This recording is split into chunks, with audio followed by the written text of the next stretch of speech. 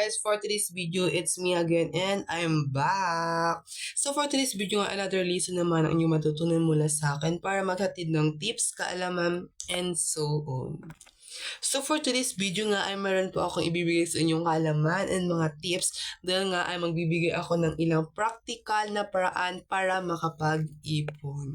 So simulan na po natin. So our tip number 1 ay gumawa ng budget plan. So syempre alamin yung mga bawat gastusin mo at pangangailangan at magtakda ng budget bawat buwan.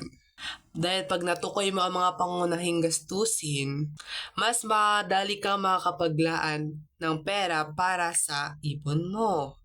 Tip number 2, itabi ang mga maliliit na barya-barya regularly. Kahit maliit lang itabi mo, halimbawa 20, 10, 50, 30, 50, ganyan. Napakalaking tulong na yon at nang sa gayon ay marami na din yung maipon mo. Dahil pag pinagsama-sama mo din to, magiging malaki din ito. Tip number 3, limitahan ang luho. So, luho ang pinaka-problem ng mga tao for today's video. Hindi lang ngayon yung mga anak nila yung maluho, pati mga parents na din ngayon is maluho. Hindi ko naman sinasabing lahat ng parents, although yung ibang parents, guys, ngayon naluho na din. Kung nakikita nila, bibilihin nila. Mas unahin pa yung luho nila kaysa sa pangangailangan nila. So sa mga maluho dyan, subukan mo kayang bawasan yung pagluluho mo na yan. So, bilhin mo yung mas kailangan or yung pangunahing pangangailangan sa buhay mo bago yung luho na yan. Iwasan mo yan. Nang sa gayon ay makakaipon ka at makakatipid ka pa sa pera. Lalong-lalo na ngayon, di ba guys, marami na ngayon nakakaakit na online platform katulad ng Shopee, Lazada. Pag nakita, syempre, i-click niya yan kaagad is order nila. So, bago nga po tayo mag-order, magkaroon po muna tayo ng critical thinking. Ito ba'y kailangan ngayon? Or ipapalipas ko muna or mga susunod na araw na ako nakalubag-lubag na bago ito bilhin.